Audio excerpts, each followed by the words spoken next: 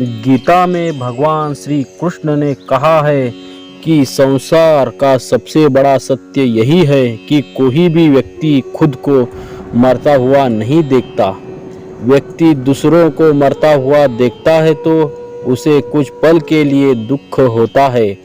उस समय वह घबराता भी है कि उसे भी एक दिन मरना ही होगा, लेकिन वह इस सत्य को अधिक समय तक स्वीकार नहीं कर पाता।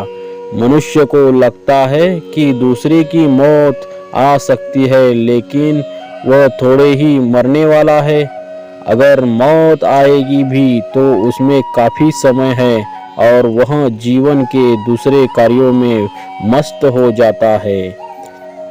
लेकिन मौत कब दबे पांव आकर किसे ले जाए यह तो कोई भी नहीं जानता। गरुड़ पुराण में भगवान विष्णु ने जीवन को पानी में रखे कच्चे घड़े के समान कहा है, जो पल पल पानी में घुलता जाता है और कब पानी में पूरी तरह घुलकर नष्ट हो जाए कहा नहीं जा सकता। हर जीव, चाहे वह पशु हो या मानव, सभी को एक दिन शरीर त्याग कर परलोक जाना ही पड़ता है। परलोक का सफर बड़ा ही कष्टकारी और दुखद होता है। मरने के बाद का सफर जीवन मृत्यु के समय के भयंकर कष्ट से भी भयंकर है, जिसके बारे में गरुड़ पुराण और कठोपनिषद में बताया गया है। गरुड़ पुराण कहता है, किसी व्यक्ति की मृत्यु आनी होती है तब यम के 2 दूत पहले से ही व्यक्ति के आसपास पहुंच जाते हैं।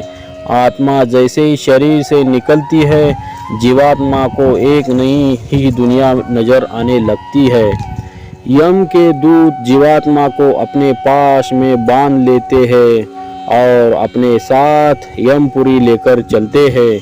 यम के दोनों दूत बड़े ही डरावने और क्रूर हैं और जिन रास्तों से यह जीवात्मा को लेकर जाते हैं वहाँ खतरनाक और बहुत ही दुखदायी है। पुराण के अनुसार धरती से जब आत्मा यमपुरी के लिए चलती है तो उसे 16 गांवों का सफर तय करना होता है।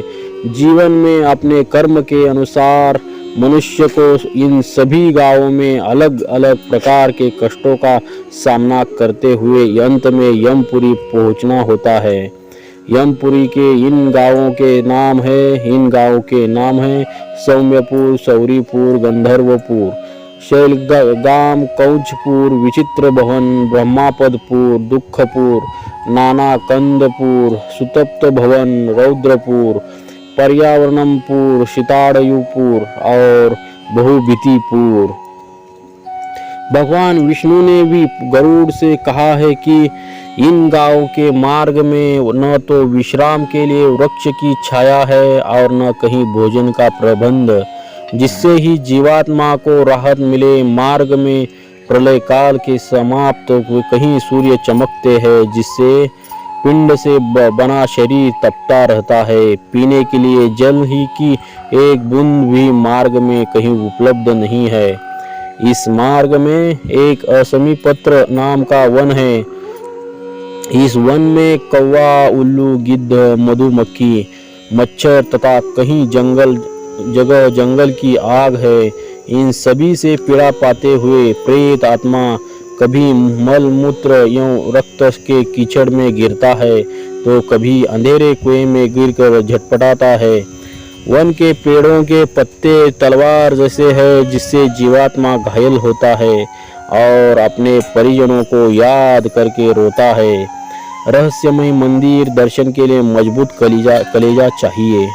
इस मार्ग में आत्मा को राहत मिलता है तो वह परिजनों से प्राप्त पिंडदान से, इसलिए परिजनों को श्राद्ध और मासिक श्राद्ध करते रहना चाहिए ताकि उनके परिजनों को मार्ग में अन्न जल मिलता रहे। अन्यथा मृत व्यक्ति की आत्मा दुखी होकर अपने परिजनों को शाप देती है और जिससे परिवार में कई तरह की परेशानी आने लगती है।